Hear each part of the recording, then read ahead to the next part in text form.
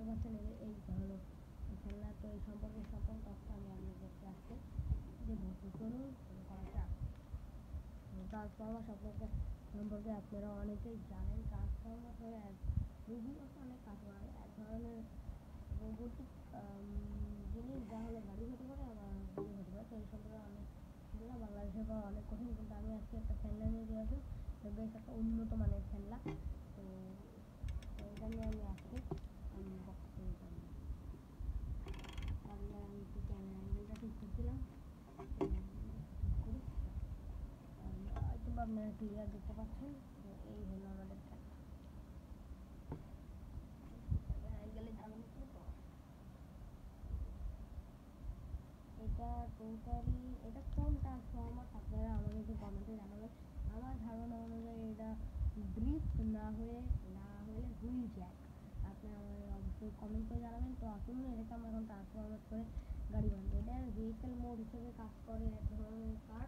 আপনারা কিছু পরে দেখা যাবো। আমি আগে ট্রান্সফর্মারটা আপনি একটু দেখেন। তো এটা নর্মালি থাকতে হবে এমন, ঠিক আছে। তো প্রথমেই আমাদের এই নিচের পাগুলিকে এমন করে তারপরে এমন করতে হবে, তাহলে আপনার এমন হয়ে যাবে। তারপরে এই বুকে আপনারা দেখতে পাচ্ছেন একটা গ্লাসের অংশ, এটাকে আমরা এখানে নিয়ে চলে আসবো। তারপরে আমরা এই সাইডের হাতগুলিকে উপরে উঠিয়ে দেবো, তারপরে এই সাইডের হাতগুলিকে উপরে উঠিয়ে দেবো। তাহলে আপনারা দেখতে পাচ্ছেন একটা গাড়ির শেপে চলে আসছে। তো আমি এটাকে ট্রান্সফর্ম করে আপনাদেরকে বাকি দেবো দেখাচ্ছি। তো তারপরে আমাদেরকে এই দুটোকে ভালো করে লাগাতে হবে। তারপরে এই যে মাথার উপর ওটা ছিল এমন করে লাগালে এটা মোটামুটি গাড়ির সাথে চলে আসে। তারপরে যাবতীয় জিনিসপত্রগুলি আমাদের টাইট করে লাগাতে হবে। তো এই দেখেন যাবতীয় জিনিসপত্রগুলিকে টাইট করে লাগিয়ে নিয়েছি। আর এটা একটু লুজ হয়েছে, এটা খুলে আবার লাগাবো। তো এটা একটু হার্ড আছে, সমস্যা নেই, যারা ভালো পারদর্শী তারা অবশ্যই জানবেন। তো এটা একটা ভেহিকেল মোড নর্মাল একটা গাড়ি মনে করছে। এটা কী গাড়ি আমাকে কমেন্ট করে জানাবেন। যত সম্ভব এটা একটা সুপার কার। এখানে লেখা সুপার কার, কিন্তু এটা আমার কাছে কোনো দিক দিয়ে সুপার কারও মনে হচ্ছে না। তো এগুলো গাড়ি কিন্তু অনেকটা ভালোই চলে, গাড়ি হিসাবে অনেক ভালো, রোবট হিসাবেও আমার অনেক ভালো। রোবটে কনভার্ট করাও যায়, আমি রোবটে কনভার্ট করছি আরেকবার। তো প্রথমেই আপনার এমন, তারপরে এই সাইডের ইয়েটাকে আমাদের এটা আস্তে করতে হবে, নাহলে ভেঙে যাওয়ার সম্ভাবনা থাকে। তারপরে এমন করলে আমাদের মাথাটা বের হয়ে আসবে। তারপর আমরা দুই হাতকে এমন করবো, আর এই যে এই গ্লাসের অংশটাকে উপরে ওর বুকে লাগাবো।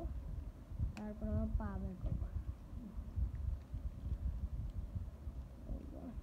তো পা আমরা বের করে দিয়েছি। তো এই যে আমাদের হুইল জ্যাক বা ড্রিফট আপনারা যাই বলুন, আমি ঠিক জানি না। তারপরে আমরা পিছনের ইয়েগুলিকে উঁচু করে দেবো, পিঠে থাকা এই যে পোস্ট লাগা হুইল জ্যাক বা ড্রিফট। আপনাদের এটা কেমন লাগছে অবশ্যই আমাকে কমেন্ট করে জানান। আর আমার ভিডিওতে অনেক ত্রুটি থাকতে পারে, এই ত্রুটি সম্পর্কে আমার কমেন্টে জানান। তো আজকের ভিডিওটা এই পর্যন্তই। আপনারা এগুলি কিনতে, আরেকটা জিনিস বলে দিই, সেটা হলো আপনারা এগুলি কিনতে চান দারাজে পেয়ে যাবেন, কিন্তু দারাজের গুলি আর এটার মধ্যে অনেক পার্থক্য।